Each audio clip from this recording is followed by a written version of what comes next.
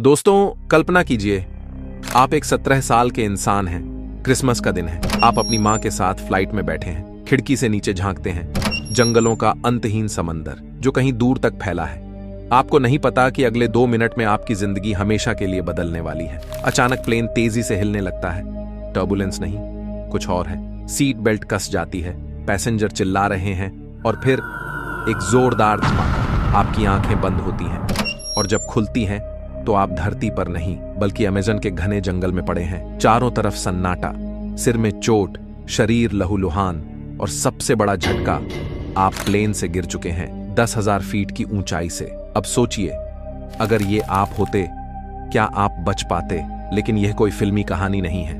यह सच्ची कहानी है जूलियान कुप्स के नाम की एक 17 साल की लड़की की, जिसने प्लेन क्रैश से गिरकर अकेले 11 दिन तक अमेज़न के जंगल में जिंदा रहने का करिश्मा कर दिखाया। इस वीडियो में हम जानेंगे कैसे एक कमजोर सी दिखने वाली लड़की ने मौत, जंगल, कीड़ों, भूख और अकेलेपन से लड़ाई लड़ी और आखिरकार जिंदा घर लौट आई।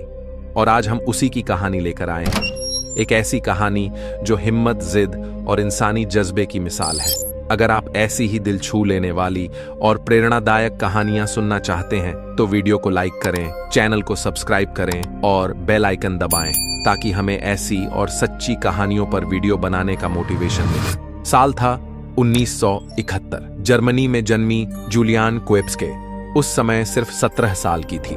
उसके माता पिता हांस और मरिया कोएप्सके दोनों ही जीव विज्ञानी, बायोलॉजिस्ट थे। उनका काम था जंगलों में जानवरों और पेड़ों पर रिसर्च करना। जूलियान बचपन से ही प्रकृति के बीच पली बढ़ी थी।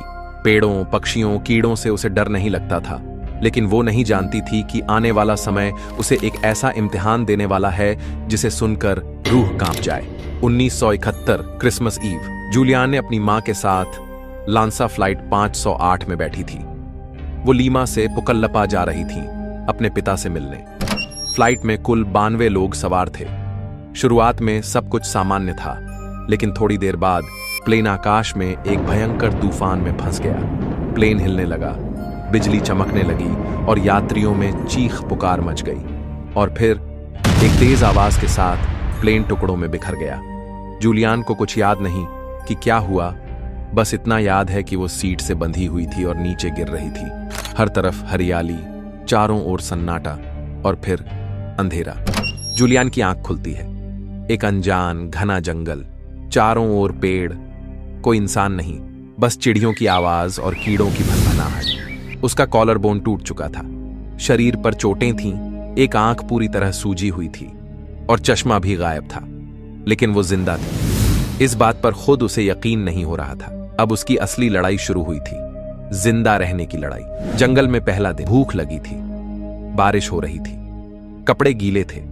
जूलियान को जंगल के पेड़ पौधे थोड़ा बहुत पहचानने की आदत थी, माँ बाप की वजह से, लेकिन यह जंगल, अमेज़न, बेहद खतरनाक था। चारों ओर सांप, मगरमच्छ, जहरीले कीड़े और मच्छर। एक गलत कदम और मौत।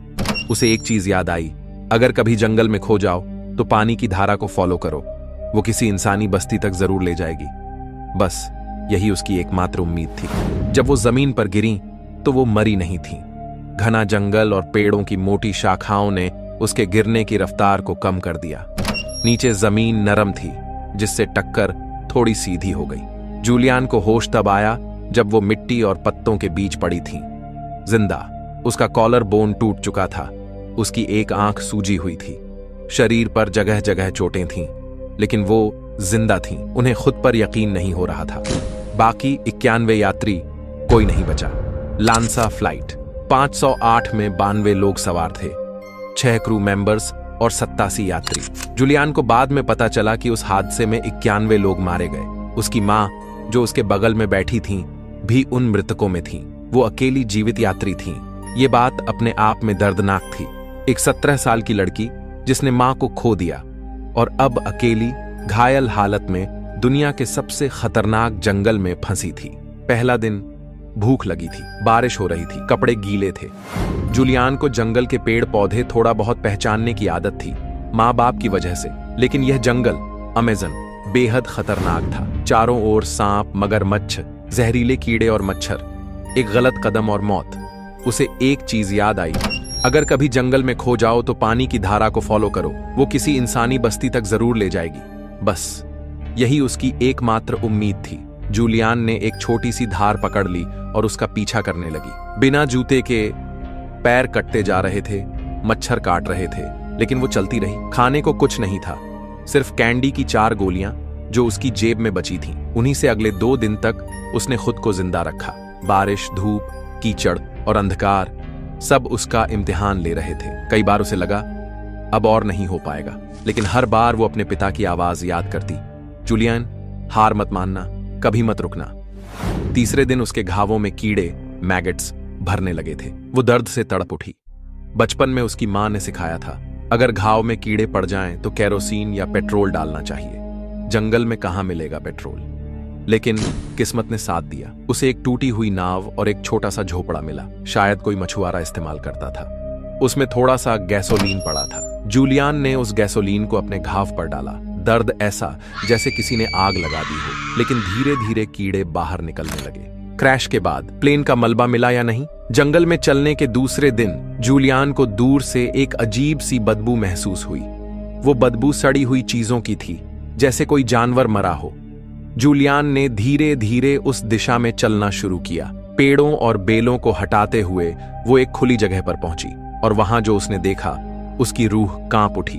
उसके सामने था प्लेन का एक टूटा हुआ हिस्सा, धातु की जली हुई प्लेटें, जल चुके सीट कवर, कुछ सूटकेस और 3 इंसानों की अधजली लाशें। जूलियन पहचान गई, ये उसी प्लेन का हिस्सा था जिससे वो गिरी थी, और ये तीनों यात्री उसी हादसे में मारे गए थे। उन लाशों में से एक की हालत देखकर जूलियन को संदेह हुआ कि शायद उनमें उसकी मां भी हो सकती थी, लेकिन पहचान पाना नामुमकिन था। वो रोई, लेकिन ज्यादा नहीं, क्योंकि अब वो समझ चुकी थी, यहां रुकना मौत को गले लगाना है। प्लेन का मलबा मिलना किसी जवाब की तलाश का अंत नहीं था, बल्कि एक कड़वी सच्चाई की शुरुआत थी। ये मलबा अब सिर्फ एक चेतावनी था, अगर तुम यहीं रुकी तो अगला नंबर तुम्हारा है। जूलियान ने वहां से कुछ जरूरी चीजें उठाईं, जैसे कैंडीज का एक पैकेट जो उसे एक बैग में मिला। उसी बैग से उसे एक प्लास्टिक शीट भी मिली, जिससे वो बारिश से खुद को ढंक सकती थी। फिर वो आगे बढ़ गई, एक बार फिर उस छोटी नदी की धारा के साथ इंसानों की दुनिया की तलाश में। आखिरी दिन, अब उसे चलने में बहुत तकलीफ हो रही थी। शरीर टूट चुका था, आंखें जल रही थीं, लेकिन मन हार मानने को तैयार नहीं था। 11वें दिन वो एक नदी किनारे लेटी थी। अचानक कुछ आवाजें आईं। 3 लोग नदी के किनारे दिखे। वो मछुआरे थे। जूलियान ने धीरे से हाथ हिलाया। उन्होंने पहले सोचा ये कोई जंगल की आत्मा है, लेकिन फिर पास आए और हैरान रह गए। एक लड़की, अकेली, अधमरी हालत में, जिंदा। मछुआरे उसे उठाकर एक नजदीकी गांव ले गए, फिर वहां से अस्पताल। डॉक्टर्स को यकीन नहीं हो रहा था कि 10,000 फीट से गिरने के बाद कोई इंसान जिंदा भी रह सकता है। जूलियान ने दुनिया को बताया कि कैसे उसने 11 दिन अमेज़न जंगल में अकेले बिताए, बिना किसी मदद के। उसके पिता ने उसे गले लगाते हुए कहा, तुम मेरी सबसे बहादुर बेटी हो। जूलियान की यह कहानी सिर्फ एक सर्वाइवल स्टोरी नहीं है, ये हिम्मत, जज्बे और इंसान की अदम्य इच्छा शक्ति की मिसाल है। कभी कभी जिंदगी हमें ऐसे तूफानों से टकराती है जहां लगने लगता है कि सब खत्म हो गया है, लेकिन अगर आपके अंदर जज्बा हो और आप उम्मीद का दामन न छोड़ें तो आप नामुमकिन को भी मुमकिन बना सकते हैं। ऊठो, कॉल टू एक्शन।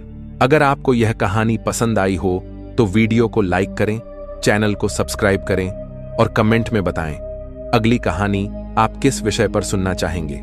मिलते हैं अगली प्रेरणादायक और सच्ची कहानी के साथ। धन्यवाद।